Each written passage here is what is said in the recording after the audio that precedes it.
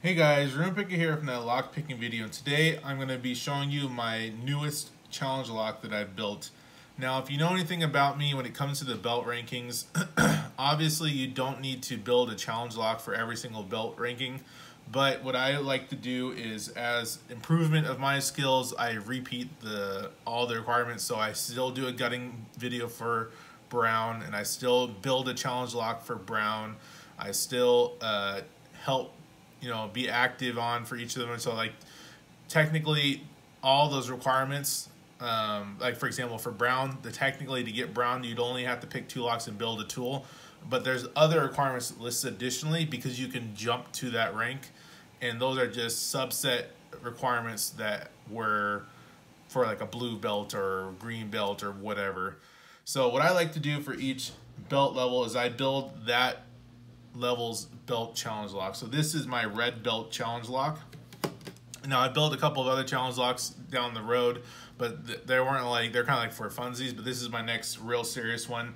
I had La Ombre was my first one, and then I did a Derma, and then we did Zarijos, and now this one is Houdini.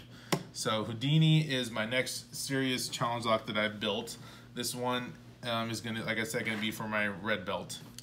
Now, first off, we have the key here. I'm going to show you the key. Zoom out real quick so you can see, because it will freak out if I don't. So this is the key that they're gonna have to deal with for this challenge lock. Yes, it violates max. This is my first time ever building a challenge lock that violates max. But this is also my first key that I've ever cut, and so this is kind of my attempt at making a challenging lock that violates max, but the key works. The key goes in, key turns, but oh, you'll notice I can't get back to center. Well, flip the lock upside down, and then you can, maybe it'll let me, there we go. You can pull the key out, which is a little bizarre. I'll show you what that locking mechanism is, but I want to bring to your attention first, for demonstration purposes, you'll notice that this portion of the lock, let me back up. See how this flat portion is here? The shape of this and the orientation of this, keeping this in mind for what I'm about to show you next. So we're gonna put this in the vise.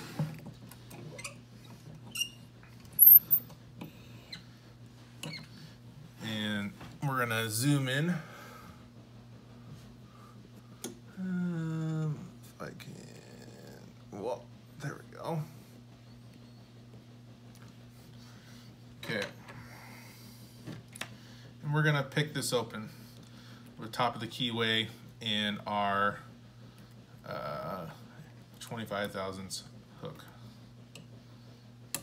Oh, wow, now that was easy for a red belt lock. You can see we are picked open. Let's zoom out.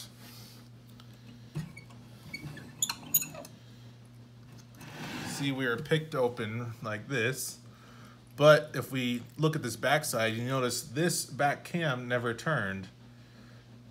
It's in the exact same position. Nothing happened to it, but we are clearly in the picked position. And if I go to try to lock this back up, well, I can't get it to lock back up. It doesn't, I can't get it to go. It won't go to center. But if I flip this upside down, it'll lock back up. Now it's locked again. Crazy, right? Well, let's go ahead and open this up, and I'll show you guys what makes this lock so difficult and unique. Now, it's recommended that you gut this lock from the top. The key is just for demonstrative purposes. It's useful to have a key, like, to qualify as a challenge lock from what I've talked to people. And let me just do that. And we're gonna zoom in while we gut this. There we go. Okay. So let me get this top plate off. Oop.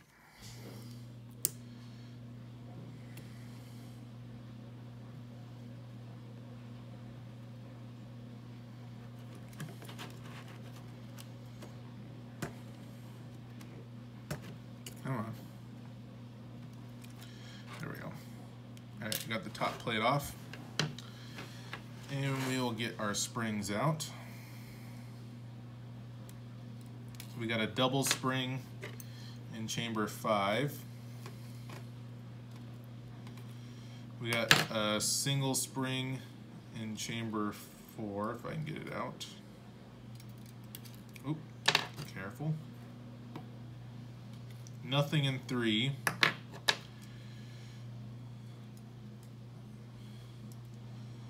Come on.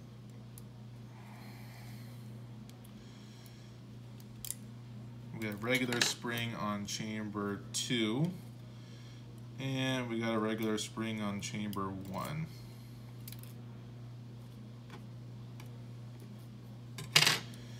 And let's drop out.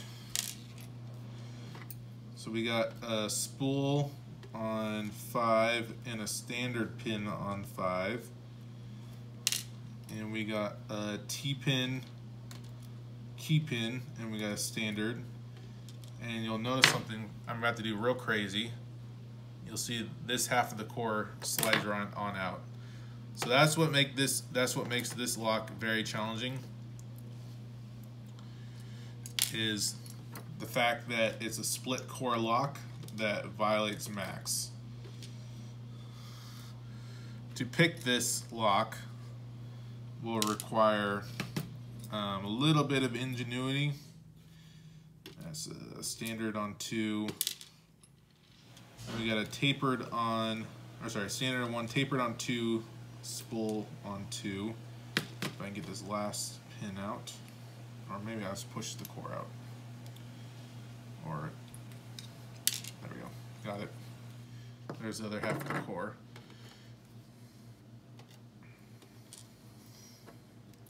So no mods have been done to this Bible.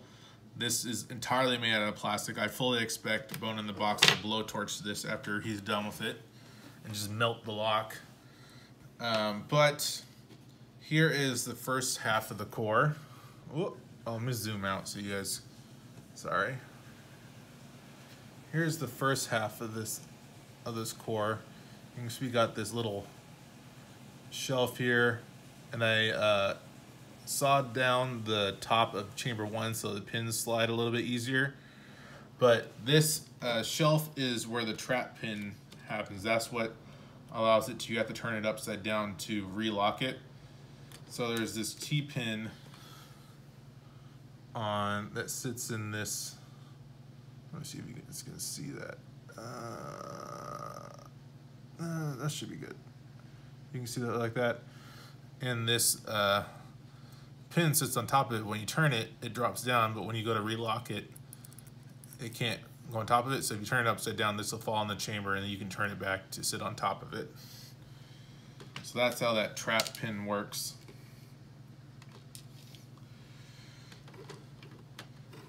And so let me just bring this over here real quick. Come on. It's not like very beautiful pin work, but it's functional pin work.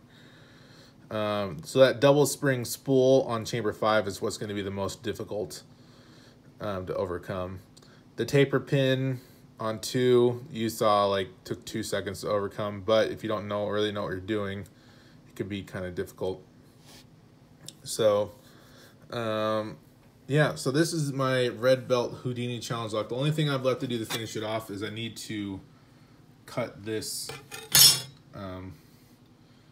piece of metal. I'm going to make a little cam to stick on the back of this, so it's like a clear indicator that the core didn't turn, other than just be like, oh, by the way, look at it, you know. But yeah, so this is the Houdini challenge lock. This is for my Red Belt, and I'm going to be sending it to Bone in the Box. Thanks all for watching. Bye.